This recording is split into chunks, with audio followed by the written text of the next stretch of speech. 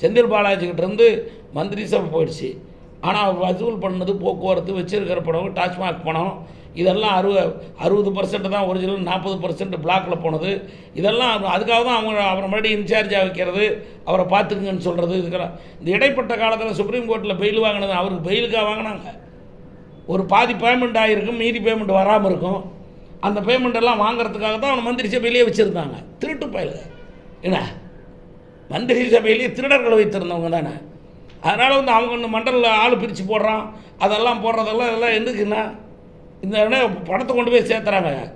போலீஸ்காரன் போகாமல் இருந்தால் சரி, ஏன்னா கேட்ட காவல்துறைக்கு கொஞ்சம் நாள் மரியாதை இருக்குது. ஆனால் நேற்று நான் கேள்விப்பட்டேன், இப்போ இந்த 2-3 நாளாக எஸ்பிகள் மூலமாகவே பணம் போய்கிட்டு இருக்குதுங்கிறாங்க. இல்லைன்னா நேற்று எல்லா எஸ்பியும் சொல்லட்டும் என்ன. ஆமாம் இப்போ ஒரு வருஷத்துக்கு இப்போ பண்ணால் தான் நான் கொண்டு போய் கீழே வரைக்கும் சேர்த்தலாம். இடையில ஒரு வேளை இவங்க இது மாதிரி டெல்லி மாதிரி போகலாம் என்ன. நான் கூட தான் சொன்னேன், போன 19ஆம் தேதியே போவாங்கன்னா 2 பேர் போயிட்டாங்கல்ல. இப்போ இருக்குது. இப்போ சீக்கிரம் இந்த பாகிஸ்தான் வார் வந்தது யாருக்கு லாபமோ இல்லையோ, திமுகவுக்கு லாபம்.